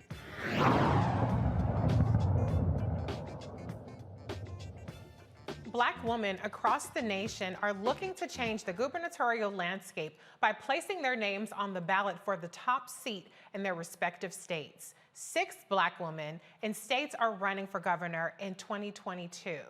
Harvard professor Danielle Allen in Massachusetts, educator Deidre Gilbert is running in Texas, voting rights activist Stacey Abrams in Georgia, small business owner Deidre DeGier in Iowa, former state Senator Connie Johnson in Oklahoma, and State Senator Mia McLeod in South Carolina. One of the candidates listed, Iowa gubernatorial candidate Deidre DeGier, joins us now. And to give you an idea of who she is, and hear her 1-minute campaign ad.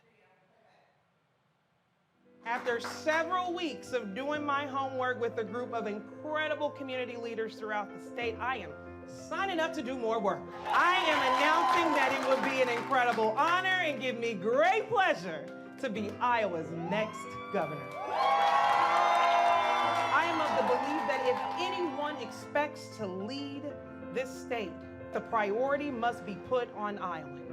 During this time a year ago, our communities were devastated. Thousands were vulnerable without power, access to food, water. Our neighbors came out to help while it took our leadership days to tap in. Leadership has to lead with the people's interest first. And I know it has been really, really challenging in spite of everything going on to see the good, to have hope. But if there is anything that I can say to each and every one of you all today, is that I believe in you. Iowa has built small businesses. It has built national education models. Iowa has built a thriving agricultural system. Iowa has built fields of opportunity. And we're not done building. We've got work to do because Iowa is worth it. I need you all to sign up. Go to DeGierForIowa.com. Tell your friends, tell your family that we've got work to do. And we're going to get it done.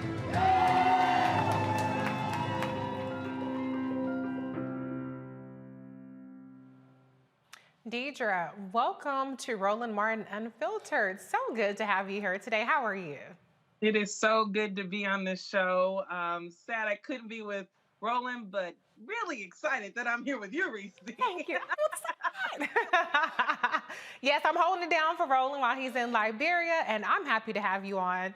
You know how I feel about Black women running, #Win with Black women. But girl, you are in Iowa. A Black woman running in Iowa is not something that people hear all the time. So tell us more about you and what it would mean for Iowa to have a Black woman governor.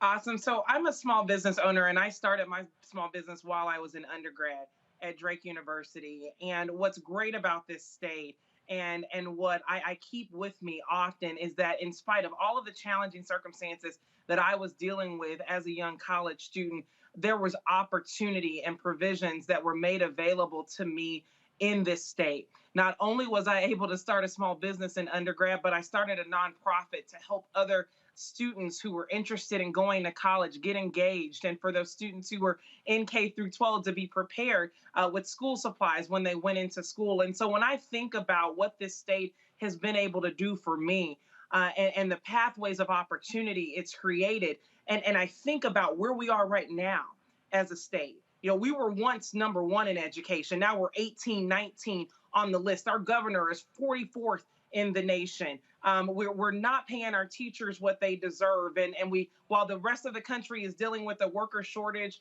and a skills gap, you know, Iowa's not living up to its potential.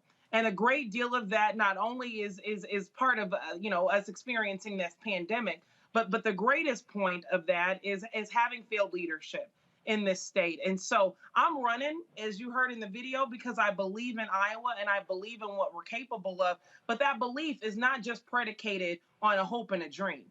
That belief comes from where Iowa has been. A lot of folks don't know this. Talk about Black History Month. A man by the name of Alexander Clark, 100 years, nearly 100 years before Brown versus Board of Education, led this state to ensure that each and every student had access to an education, despite their race, despite their gender. That happened in Iowa. This is also a state where a woman like me can become the first African-American to ever be nominated for a statewide office. And lastly, what everybody knows is this is a state that sent a signal to the rest of the country back in 2008 that Barack Obama should be our president. And that happened in a state that's majority white. And so I believe in this state because I believe in what we've been able to accomplish in the past. And that only speaks to a brighter future in the future, given we have different leadership. Absolutely. Now, to be clear, you are running for the Democratic nomination and your primary is uncontested, right? So you are the only candidate for the Democratic nomination at this point, right? Correct. Okay. Correct. So let's say that continues to be the case and you are the actual nominee come the general election. What makes Iowa competitive for the folks who are interested in supporting, but they might think a Republican governor? How is this going to work out? You know, what's unique about Iowa is that we've traditionally been purple. And over the last several years, we have erred on the side of leaning right. But what has happened over the years in this state is that Iowans have the ability to see the humanity that exists in folks. They have the ability to feed into authenticity. And what's authentic about Black women leading, what's authentic about me leading is the fact that it's never really been about campaign promises for me. It's always been about outcomes. And right now, Iowans, as vulnerable as we are related to education, mental health, our healthcare system in general, whether we're in rural Iowa or urban Iowa, we're seeing shared struggles across this state. And so what it would mean for me being office is one, that I'm willing to put people first and that I'm going to put people first because I believe that that's the only way we lead. That's the only way we grow. If 2020 taught us anything, it's that we're stronger together. Our cities, our communities were literally stripped to the bare bone. And it was our job to pull the pieces together. When we did that collectively all over the country, Iowa was not immune. Needless to say, unfortunately, what we've had to deal with over the last 2 years during this pandemic is a leader in Kim Reynolds who has politicized COVID, who's politicized our education system and has drawn a wedge between Iowans all over the state. And it has served no justice and it has given us no value. And so I'm ready to see real change happen in our communities and throughout the state, amongst communities of color, amongst our students, amongst our women, amongst our working class folks. There's so much work to be done. We just need leadership who's willing to put in the work and willing to put people first. Absolutely. Speaking of communities, talk a little bit about the coalition you have put together that you think will power you to the win and how you've been received throughout the state, throughout your campaign. So I had the fortunate opportunity when I was an undergrad to volunteer for then Senator Barack Obama's campaign back in 2007. That is where I started building coalitions. I then went on to work for him in 2012 in his reelect in the state as an African-American vote director. And I went on to work on school board races and city council races. I've done nonpartisan engagement work. I've done partisan engagement work, and all of this has been an effort to increase people's access to the ballot box and uplift people's voices during this political process. Iowa, in our state constitution, says that all political power is inherent in the people. And I am reminding people of that every single day. The coalitions that we're building go beyond my own racial identity. We've obviously got coalitions of Black folks all over the state. Not only do we have Black folks engaged, we're engaging our Latinx population, our AAPI, LGBTQ, our folks with disabilities, and our students, and rural Iowans. These are constituencies that have traditionally been hard to reach populations. Some in the Democratic space might call them less reliable voters. Well, from my vantage point, they are reliable because they're Americans and they're Iowans, and we need to ensure that they have true access to the ballot box, especially in light of the fact that this state, after a record year in 2018, experienced even more voter restriction laws that was signed by this current governor that disproportionately impact Blacks, that disproportionately impact other communities of color, and vastly disproportionately impacts 65 plus in this state. And so we've got a lot of work to do. And that coalition building is what was able to get me through my Secretary of State's primary. That coalition building is what was also able to ensure that all of the other campaigns that I was a part of, we got wins. Because it's, from my vantage point, it's incredibly important that when we talk about democracy, when we talk about getting people engaged in the process, that means all people. And we don't wait till the last minute. We start at the beginning. The populations that are critical to engage in our communities, the hardest to engage, we start with those first. and then we work our way backwards, because that is how we truly get people to the ballot box, by meeting them where they are and not taking their voice for granted. Absolutely. I think you have to compete for every vote, and meeting folks where they are is really important. With social media, a lot of times different candidates, or even sometimes the party, expects people to come to them and go to their website. But I love that you are getting out there and meeting folks. Let's go to the panel. Teresa, do you have a question for Deidre? I think it is phenomenal that African American women like yourself are going for not the mid-level position, but a really high position where change can really happen in your state. So my question is, have you received the support? Obviously, I think you said you received the Democratic support. So what can people do, to support your campaign so you can make it through the general election? This takes a village, and I'm a Democrat, and we know over the last 2 to 4 years that Democrats have not been getting all the wins that we wanted throughout this country. And that's also happened in Iowa.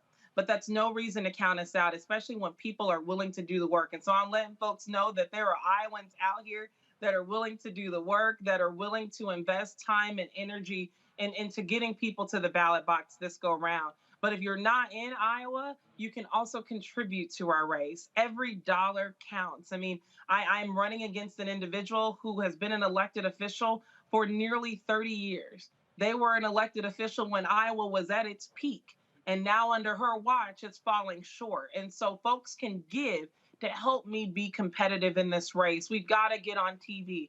We've got to connect to folks via social media and other advertisements, because this is a race that, one, has to reinvigorate hope that we can change, given what societies it has experienced over the last 2 years. But it's also a campaign that is not only going to reinvigorate hope, but it's going to deliver. As I said earlier, for me and so many Black women across this country, it's not really been about promises. Our success has been predicated on what we've been able to deliver, outcomes. And so when we walk through this campaign process, we're not selling people dreams. We're selling people reality, because it's the fundamentals that have to be restored in this state. I mean, we've got teachers who are leaving the job, going to other states. We've got superintendents who are teaching in classrooms and schools that are closing because they don't have enough individuals to do the work. That is fundamental to our democracy. Education, access to a free, affordable, and accessible education that's of quality is incredibly important. And our state's failing on that. In fact, our state is suggesting that we should put cameras in the classroom. Our state's creating a banned book list. Our state is also going down the road of talking about things that aren't even taught in our schools, rather than focusing on what should be taught in our schools. And so we've got a lot of work to do, but we're not that far gone. We just need help, and folks can contribute to put in that work to help us. Okay, I'm going to go to Mustafa. We got to keep it quick, but before I do that, I just want to ask the website, because you said people could give, but I didn't hear a website. So give folks the website, and then I'll go to Mustafa for a question.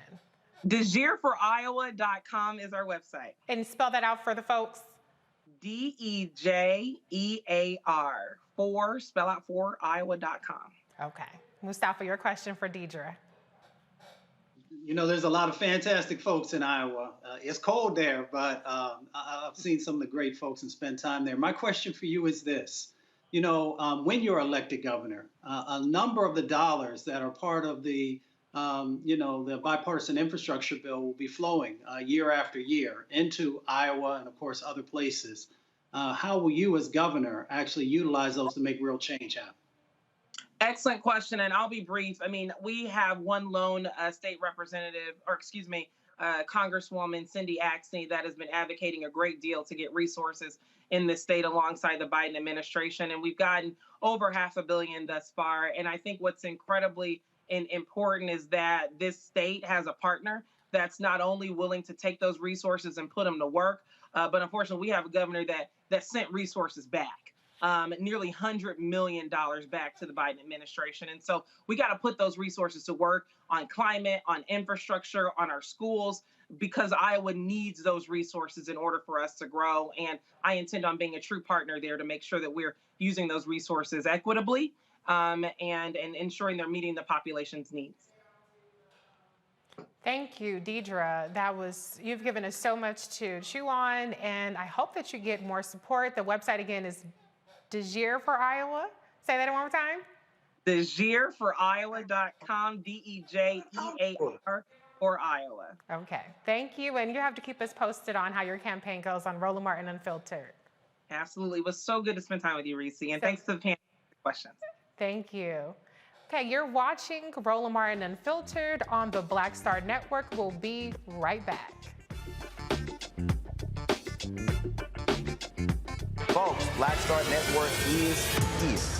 Oh, no punches! I'm real revolutionary right now. Support this man, Black Media. He makes sure that our stories are told. Thank you for being the voice of Black America, Roland. Stay black. I love y'all. All momentum we have now, we have to keep this going. The video looks phenomenal. See, there's a difference between Black Star Network and Black-owned media and something like CNN. You can't be Black-owned media and be scared. It's time to be smart. Bring your eyeballs home. You dig?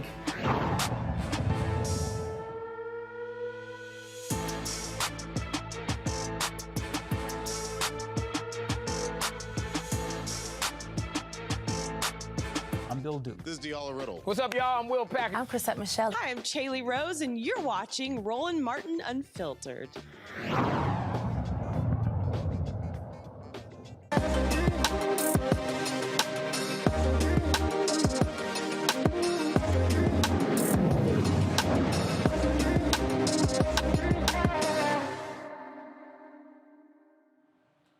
He got tired of trying to find Black-owned businesses, so Philip Dunn decided to create an online community called the Black Business Focus Group to drive peer-to-peer interaction to help close the wealth gap and build sustainability.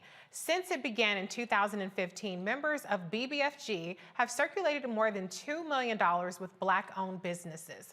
Philip joins me from Houston, Texas to tell us more about how he's fostering this Black business network. Welcome, Philip. Hey, thank you, and hello, Reese. Thank you so much for having me, and happy Black History Month to you and your panelists, your production team, all your viewers, and your listening audience. Thank you so much for having me. Thank you. So tell the viewers out there a little bit more about, I saw that you have an app. It's on the Google Play Store and on the iPhone Store. Tell us a little bit more about this app and your online community. All right, well, thank you so much for the question, Reese. Actually, we started from a community of around 20,000 consumers, all hoping to buy Black or buy products and services from Black-owned businesses. And so we thought it was a really fun and cool way to get together and to help drive transactions to Black-owned businesses. So we actually started out in a Facebook social media focus group, and that helped us to grow and to learn more about the product that we built in the BBFG app. Okay, so explain a little bit more about how you view the BBGF app and community as closing the wealth gap and helping to recycle Black dollars. Right. Well, thank you for that question. We actually have around 20,000 consumers that all actively log their transactions with Black-owned businesses. They make a commitment to spend more of their dollars with Black-owned businesses, and then they go and they find Black-owned businesses to support. They also work in various major corporations, and they try to direct and drive some of their corporate spend to Black-owned businesses. So this is a great way for us to increase the amount of spend. As many of you know, Black-owned businesses are hurting from the pandemic, and more than anything, they need the support of our community.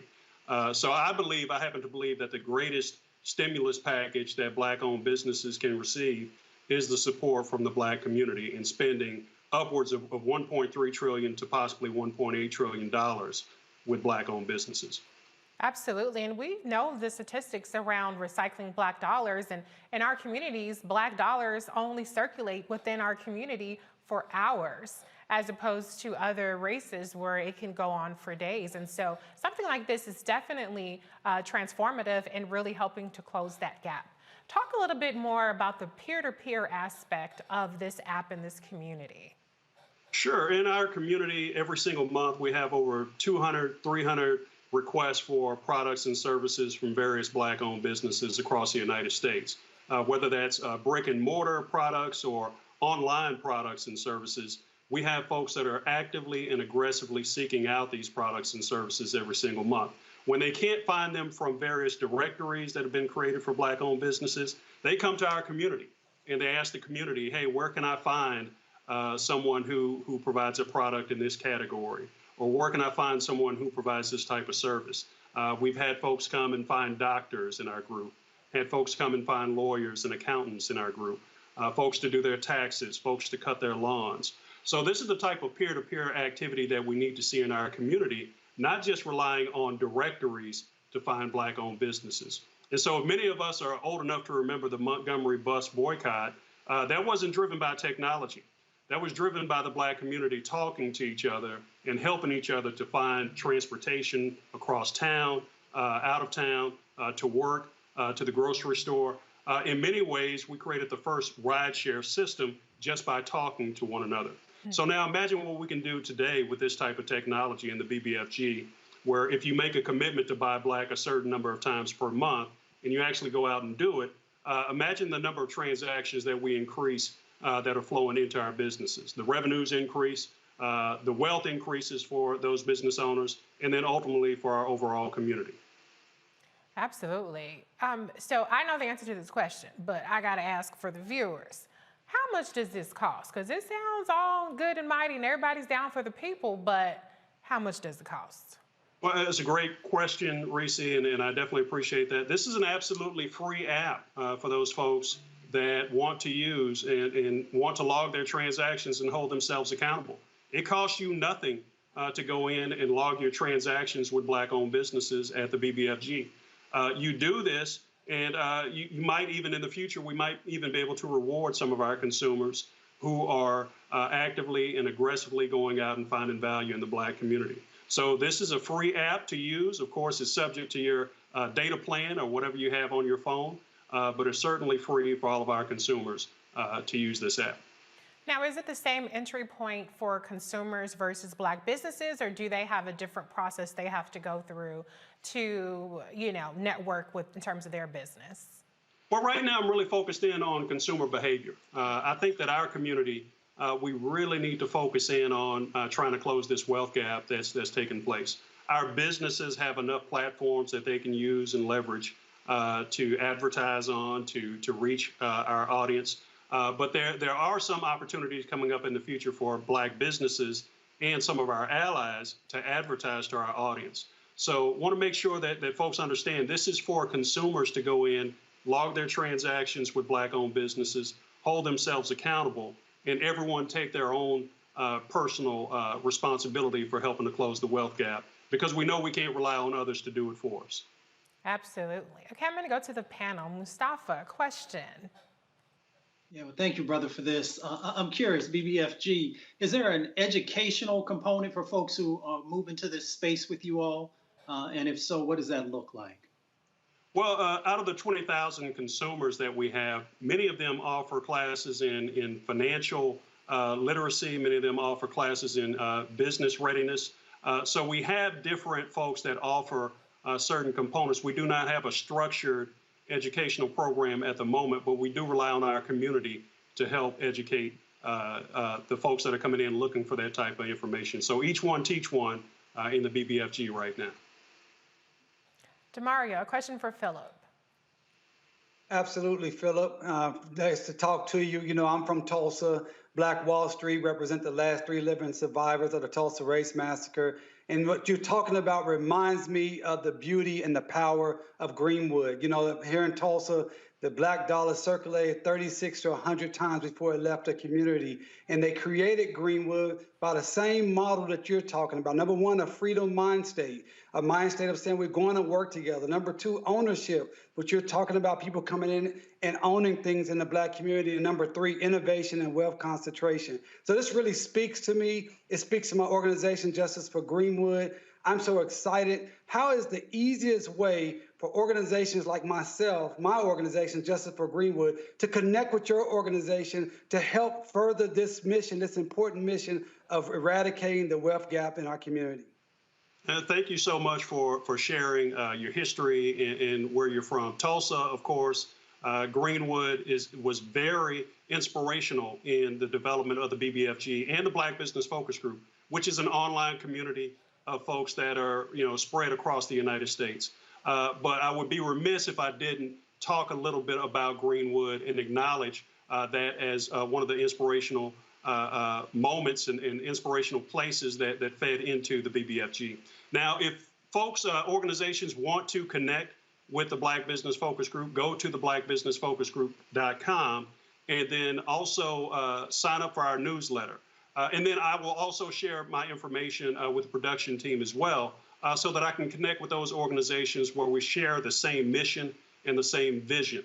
I often like to challenge Black organizations to, really make a commitment on a monthly, quarterly, annual basis to increase their spend with Black-owned businesses and to use this tool, use this app, use this platform to record your spend. And in that way, you'll have an objective body that's there to help hold you accountable, hold your organization accountable, and then help to hold your organization in high esteem when it comes to other organizations who may not be doing anything for the Black community. So we'll definitely be in touch. I'm definitely glad to hear about your connection to Greenwood. Philip, that's such a great point. You talk about organizations, Black organizations spending with Black businesses. That's something that Roland emphasizes so much on the show. That's something that he makes an effort to do. And so I think that is a challenge that these organizations that are getting $100 million and $40 million and tens of millions of dollars as a result of this racial reckoning should be holding themselves accountable to spending with Black businesses. Teresa, you get the final question. Question for Philip, sorry. Thank you so much, Philip. I'm really inspired. And I also just have a question. I am a small business owner myself, celebrating 7 years. If I wanted to introduce my business to your app, what is it and what can others do to also be on your platform or just at least be a part of the community so they can support us as well? Well, thank you so much for that question. And I got to tell you, I'm a little bit tougher than a lot of the other directories that are out there. And I'm sure that you buy Black, but I only want to do business with folks that are interested in buying Black and that they themselves, through their businesses, through their individual activities, are buying Black. So that's the first qualifier that I asked. I asked people, do you buy Black? Do you buy products and services from Black-owned businesses? I then asked them, are you interested in seeing the Black community succeed at the same rate or better than other communities?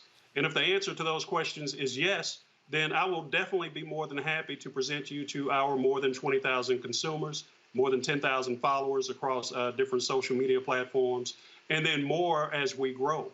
But those are the qualifiers, and we have to be able to demonstrate that in order for us to share businesses with our consumer audience. Philip, thank you so much for being here. Share the website again so that folks can find out how to find you, how to find your app. Give it to the viewers. Thank you. And viewers, again, happy Black History Month. The website is blackbusinessfocusgroup.com, and the app is called the BBFG. You can find it on the App Store, and you can find it on Google Play. Go and download it. And then start logging those transactions. Make a commitment to log 3 transactions a month. And I know many of us do more than that. But if just the panelists on this stage today, if all 4 of you, 5 of you, or 5 of us committed to doing 3 a month, then that's 15 transactions going back into Black-owned businesses. Do your part. Let's close the wealth gap. Let's start it right here with how we spend our dollars. Absolutely. Challenge accepted. Thank you. Thank you.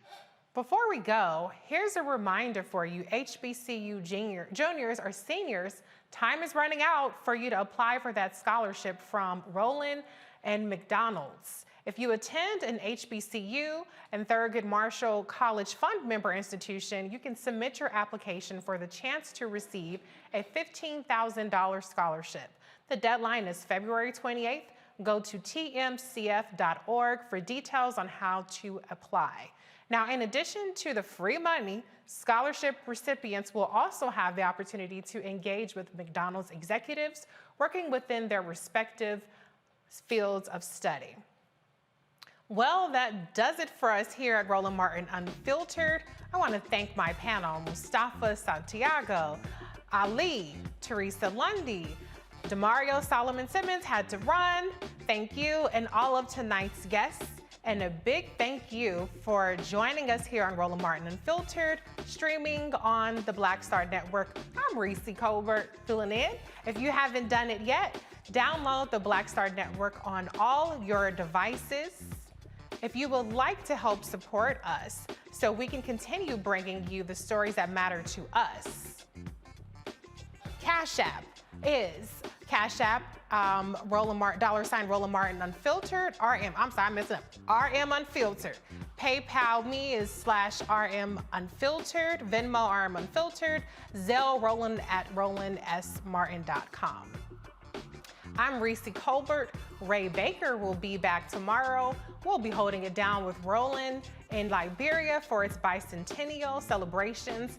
I'll be back Thursday. Have a great night, y'all. Holla.